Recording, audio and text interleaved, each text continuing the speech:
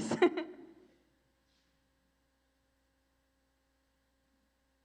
Yes, good morning, everyone.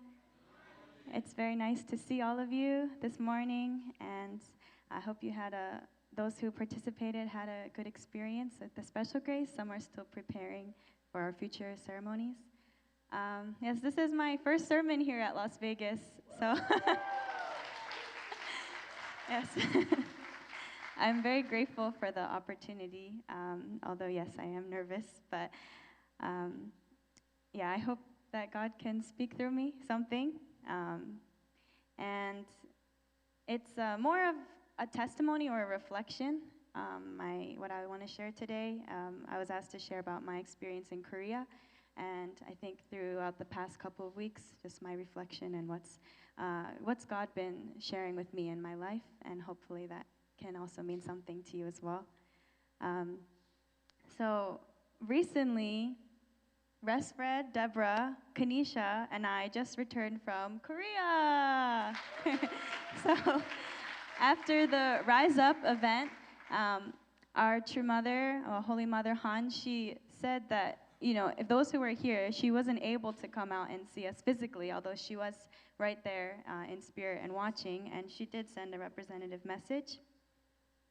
But her heart as a mother, she was so longing to see America, and she was fighting to even try to see all of the youth that came from around the country to see her.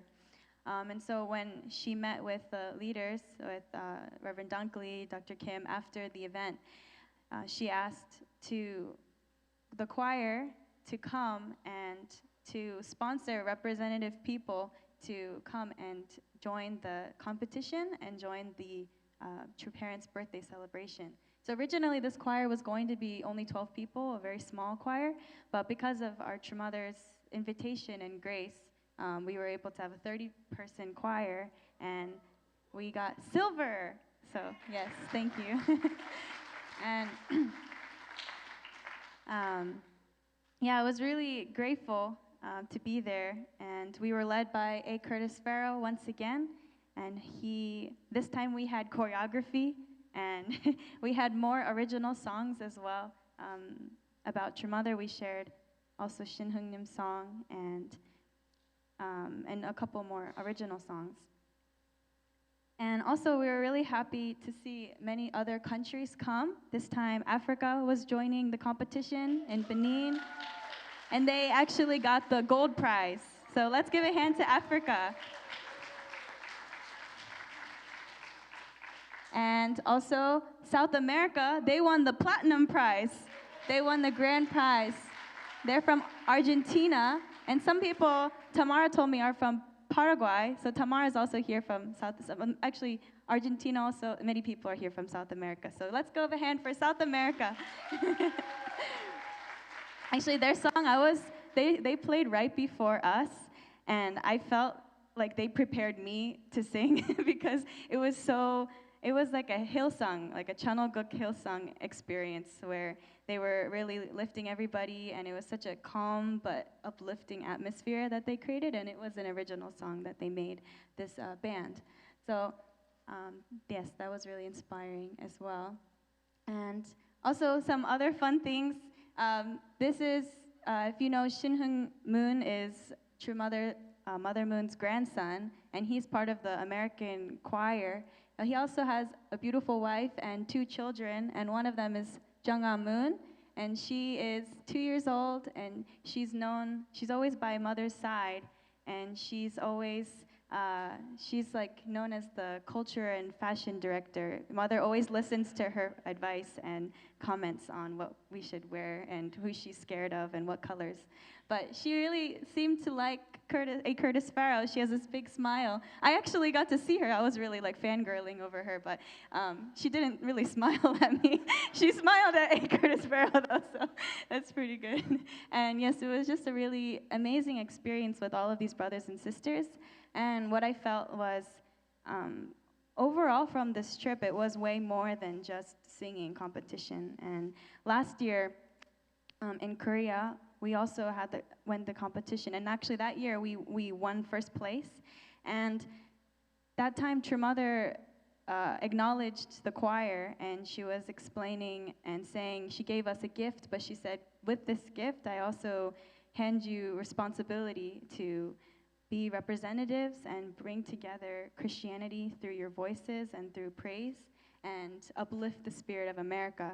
And what I can feel from the people that join this choir is also that heart behind the singing, that a lot of these people are leading worship music in their communities or even having different missions, or they all are aspiring to be a representative of God's love in some way. And so that was always the heart. And Minister Farrow, he was always encouraging us to have that kind of heart behind us, as well as Reverend Dunkley was also really encouraging us to go there. We weren't there to win, but we were there to bring God's love and spirit to everybody there, and to connect to all of the nations. We were really happy that, you know, through last year's competition, it sparked inspiration for many more countries to come. Also, Russia joined as well, and then we were able to raise the spirit and encourage others to continue writing songs. And yes, as America, we have this role to bring nations together. So I was really happy, and also we had some free time too, and we got to go to the Aqua Garden, which is an aquarium restaurant with aquarium right in front of you as you eat, and that's built by or founded by True Mother as well. And also the people went to Christinahan and Seoul and also Cheongpyeong, and we could pray there. And so it was also a really joyful time. I'm personally grateful I could go with Resfred. Usually we go separately, so yes, it's nice. See, there's fishies, and she says that when you eat and you come to the Aqua Garden, you can come and experience healing through the fish. So I don't know if Kenisha or Deborah, do you feel healed from fish? Maybe? Okay. You didn't stay there long enough, maybe. Yes, so yes, I'm really grateful for for Mother for inviting us, and she gave us so much love. And yeah, we didn't necessarily see her right in person, but she was there, and we could feel her invitation. And she also gave us rice cakes. She sent rice cakes to the American team to celebrate her birthday and Father's birthday with her.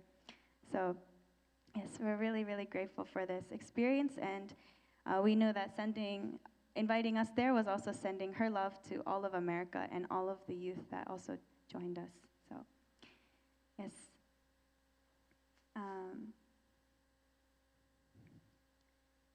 So, yeah, like I was saying, when we are singing in the Peace Starts With Me choir, we are really educated about how much of a responsibility we have as America.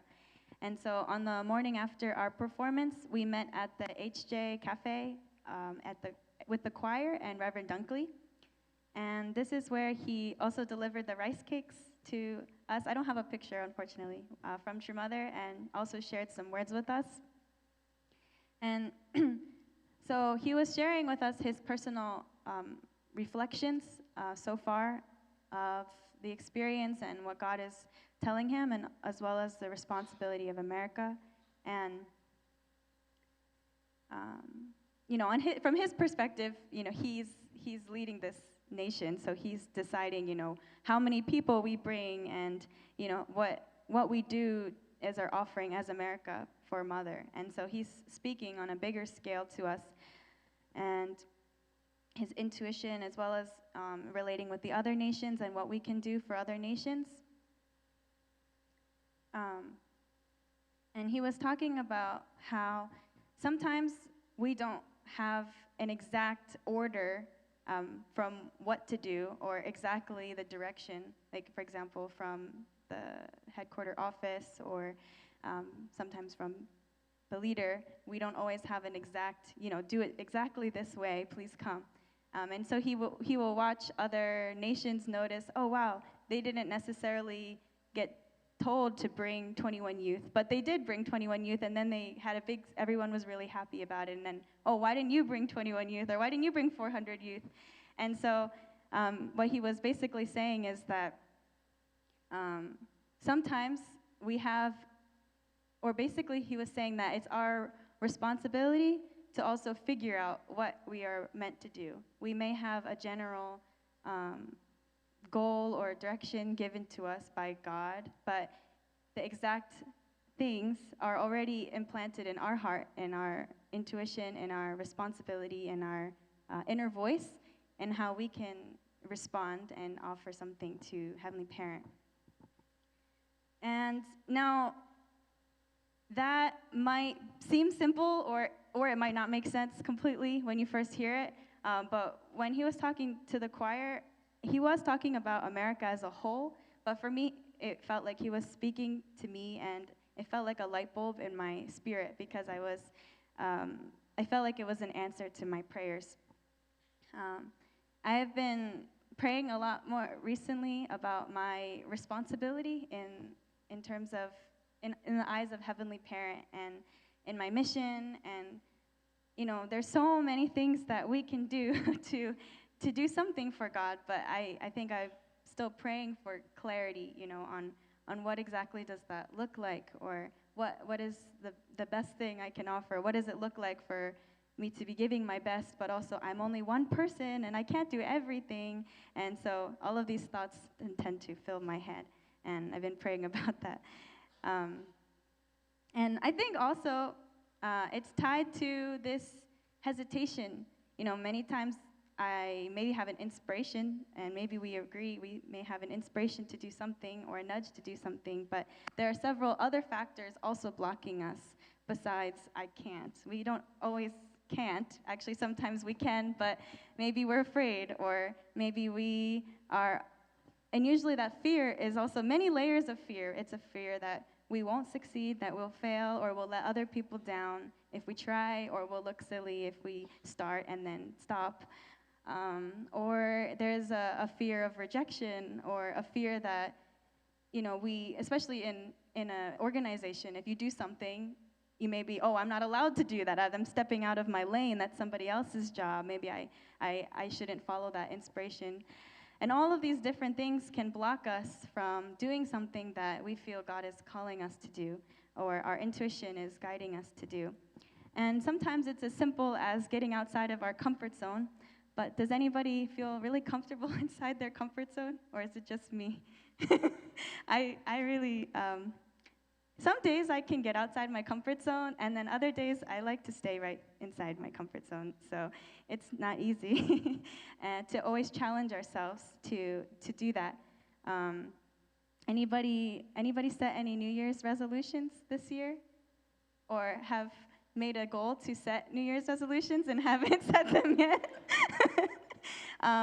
Yeah, well, it's even to set a goal is hard, because how do we set a goal that we actually believe that we can accomplish? And if we've already set so many goals and haven't even started them, or we've started them but weren't able to complete them. You know, exercising is a good example. I'm not consistent in exercising at all, and so I was even asking Resford, he was like, oh yeah, it's really simple. If you just run every day, it's actually a really good, simple exercise. You don't have to think what your workout is, just run. I'm saying, yeah, but running is boring, and you have to do the same thing every single day. He said, Hannah, exercising and being healthy and doing anything good, you have to be consistent. It's not fun. It's not supposed to be fun. You have to do boring things in order to get good results. I'm like, yeah, but it's uncomfortable. Some days I don't want to do it. But that's also, So anyways, it relates also to relationships, stepping out, and in our faith too. And when Reverend Dunkley was saying this point that, no, even if okay, I didn't say this yet. So he said, even if you're told exactly what to do, and even if somebody even does it for you, it's still your responsibility to figure out what you need to do and to do it. And he was referring to Father Moon's words when he said that. And when I heard that, it made a lot of sense to me. And, no matter how many times our alarm clock rings, it's still we have to be the one to get up. Otherwise, it's just a noise. And no matter how many reminders we set or how many calendars we perfectly create to organize the perfect, consistent, beautiful, organized week that prepares us to do everything on time and to do everything well, it's up to us to actually keep doing and be on time and to actually keep going when we're tired and to get up and to do those things. And it's not always easy to follow all of these things because it's uncomfortable and it's not easy. And so, yes, I was really grateful for that point because when I think about responsibility, those are a lot of my limitations. But I think it's within myself, and it's not something that I necessarily cannot do or am unable to do. But many times God is already guiding me exactly what I can do. It's not always you have to do everything or do it all at once, but God is always guiding us, giving us the next step, giving us one little nudge. Why don't you go talk to her and ask her how her day was and maybe invite her to coffee? And then boom, you made a friend. Or maybe if you didn't do that, then you never took that step, and then you feel, oh man, I really have a hard time making friends. But God is always guiding us to make that next step. And another experience that I had this week at Chunchimon, Dr. Kim shared a really interesting and clarifying point for me. He said, after we were reading True Mother's words, some of you may know Mother has, in all of her speeches this year so far, has been emphasizing responsibility. She's been sharing so much love with us, but also has been emphasizing that point that we have to fulfill our responsibility. And Dr. Kim came up and he started to talk about it. And he said that we have learned in our movement that our responsibility is 5% next to God's 95%. But he said that actually the reality of our responsibility is 0.0001% compared to God's 99.999% of how much of God's responsibility. And the actual amount of work that we have to do is so much less than what's already been done for us, what's already been completed for us by Heavenly Parent, as well as true parents and Jesus, who offered so much sacrifices and have worked very hard to bring a level where we don't have to necessarily do these really painful, difficult things to that extreme.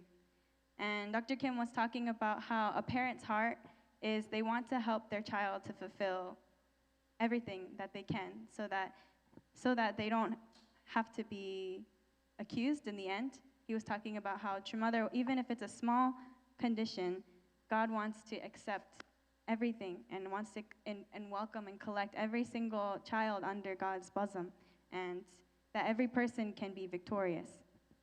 And this morning and this time period is of special grace, and it's only 1 week of devotion, which maybe, that's still, it takes, you still have to get out and do 1 week of devotion. It's not necessarily saying it's completely easy, but in comparison to the past 10 or 15 or life of sin that I've faced or done and committed in my life, to have that all wiped away is really God's grace. And it's really, really 0.001% of everything that God has already done and Mother has done and others have done for us that have already paid the price for us. And just thinking about this point really moved me a lot when he shared this, and also reminded me of when I was sitting next to Eriko-san, who was saying the same thing. She was telling me about her experience as a parent, because it was something about responsibility too during that sermon, and I was saying like, and I want to do more and this, and I got to really work hard to fulfill my goals and stuff. And she was saying, as a parent, now that I'm a parent, she said, I find myself wanting to help my child with everything, every struggle that they go through. I feel like I want to almost do it for them so that they don't have to struggle because I know they're having such a hard time. And she said, as she is a parent, she realized that her heart really, as a parent, longs to lift up and almost even do it for them, but she can't because otherwise that would take away that accomplishment from them. And it's always their choice whether or not they step up and either come back or step up and do what they need to do to overcome their challenge. And I think that many times we see God as someone very looking, it can be easy to, I can feel easy to experience God as maybe looking down on me and saying, oh, you didn't do this, or you have to fulfill like everything, you didn't do your responsibility. But the reality is that God or true parents are not looking down on us like that, but they're actually very, very close to us and really want to help us along the way and in every way that they can, and that they're already guiding us towards the ways that we can actually work towards that vision or that goal. And God leaves us that space to express our own creativity, and God will never step over that part so that we can be able to make our own choices, that we can be able to claim the victory. But also God really, really wants to protect us and really wants to make sure that we can be victorious too. So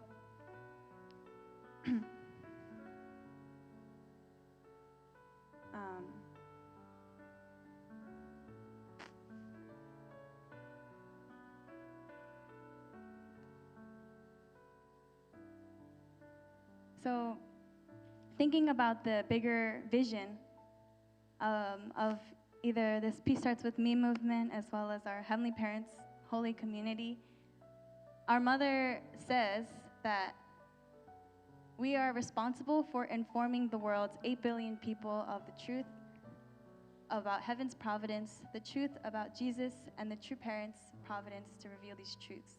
Just like Jesus said, "Go therefore and make disciples of all nations, baptizing them in the name of the Father and of the Son and of the Holy Spirit, teaching them to observe all that I have commanded you. And behold, I am with you always to the end of the age." It's a really beautiful vision that we have to build beautiful, ideal families and bring about a world of peace. However, many times I feel that this vision is very, very big, and then when she says, "You are all responsible," I many times feel like, wow, I am responsible for 8 billion people, and it can feel really overwhelming. But we are all doing this together, and like I said before already, I feel like through my experiences, I realized that we are, if I just listen to my inner voice and have faith and believe in myself and that God is working through me and lean on the support of the people around us, then there are already so many things that we can do to go and to fulfill such a big vision and such a big goal. And it can start very small, whether it's just talking to someone or starting something new or stepping up in any way for the sake of peace or for the sake of goodness.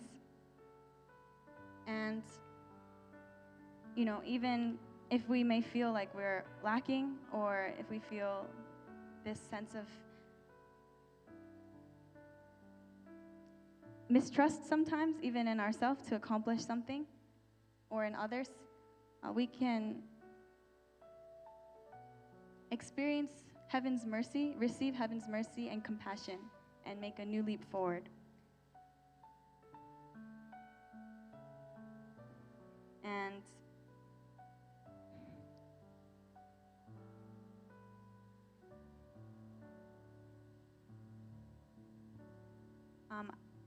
I want to share also an experience that I had with True Mother's Heart, going a little bit deeper when I was reading her words. She said, "If one opens a new era at the age of 70 and seeks to bring it to settlement, it will take several more decades. But the time in which I can continue working is very limited. And when I read this, I realized how much difficulties God has experienced throughout all of history, as well as how much difficulties Mother has experienced throughout all of her life. And when she was 70 years old, she opened the Chanolga Kingdom of Heaven era. And she also went to 7 nations and 7 religious leaders and groups and brought them and blessed them and brought them to heaven. And she did so much at such an older age, and she did everything that she could, and she did everything that God has asked her to do. But she's also only one person, and because of the difficulties and the lack of environment that was there at the time, at such a late age, she had to open this new era of brightness. And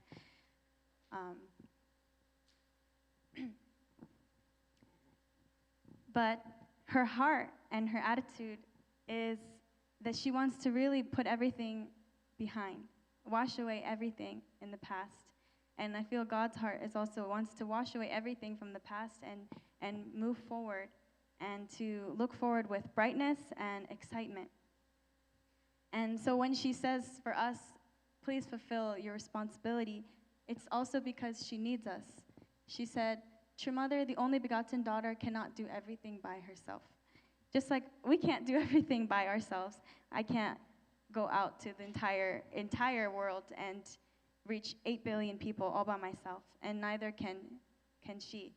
And she needs each of us to join her, but not in a way that she's looking down on us, but in a way that she's right there next to us, and God is right there close to us, wanting to help in every way, and she is doing everything she can. And she opened the Chanchimon for us to be able to pray and bring miracles, so that if I actually just go out and not be afraid and actually just step out of myself and step out of my comfort zone, so many miracles can happen instantly. But sometimes I just don't take the step.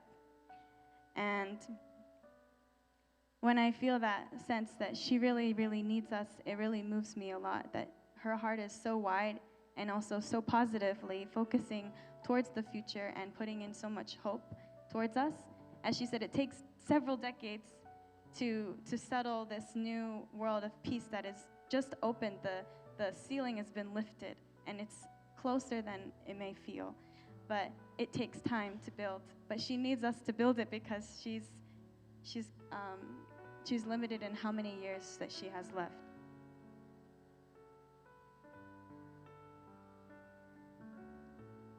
But in the Bible, it says, John 13:27, when he went forward, onwards towards his mission, this is what he calls you to do. Keep going forward by the grace of God.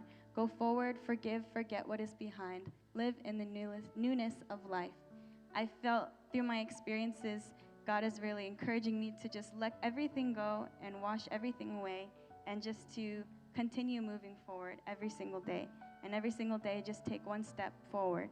And that in every step, I'm standing within the grace of God and within the grace of Jesus and within the grace of true parents.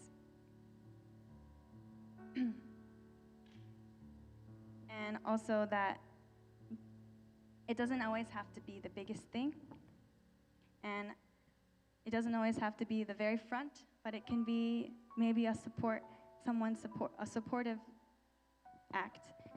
And I hope that this testimony and reflection can encourage somebody in any way, especially youth who, like me, who want to find themselves in this great vision of Heavenly Parent and true parents. And if you don't know what to do, there are likely already ideas and gifts already within you that may seem so simple or too simple.